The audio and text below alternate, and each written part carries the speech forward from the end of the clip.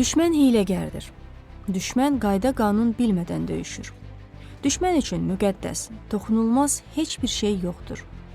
Düşmən o qədər zəifdir ki, üz-üzə döyüşlərdən qaçaraq namərtcəsinə arxadan vurmağı sevir. Düşmən müharibənin yazılmamış qanunlarına belə əməl etmir. Düşmənin üz-üzə gəlməkdən qorxaraq qaçdığı, namərtcəsinə güllə atdığı igidlərimizdən biri də şəhid əskər Şamilov Emil Rafiqoğlu idi. Emil 1996-cı il iyun ayının 3-də Bakı şəhərinin Sabunçu rayonunda anadan olmuşdur. Təhsilinə əvvəlcə Bakı şəhərində yerləşən 170 sayılı tam orta məktəbdə başlasa da, sonradan 296 sayılı tam orta məktəbə yollanır. Hələ məktəb vaxtlarından idmana olan həvəsi Emili yaşıdlarından öz fiziki göstəricilərinə görə fərqləndirir. Türk dünyasının milli döyüş sənəti olan Alpaqut döyüş sənətinin sirlərini dərindən öyrənən Emil həm bu idman növündə, həm də karate idmanında ard-arda uğurlar əldə edir.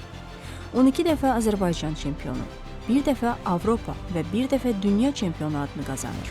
Bundan əlavə Asiya və Zaqafqaziya çempionatlarının da qalibi olur.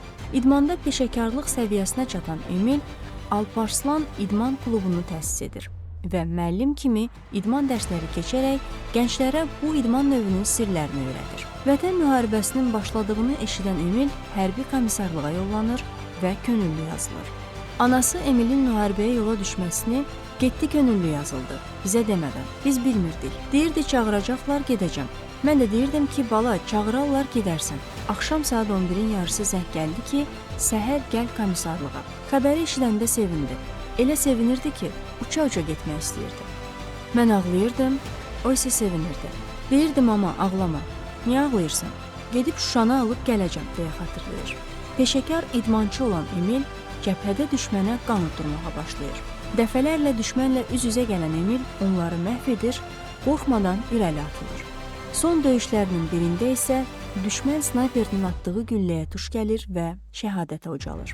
Ölümündən sonra Cəbrayılın azad olunmasına görə, vətən uğrunda, hərbi xidmətlərə görə medalı və Azərbaycan bayrağı orden ilə təltif edilir.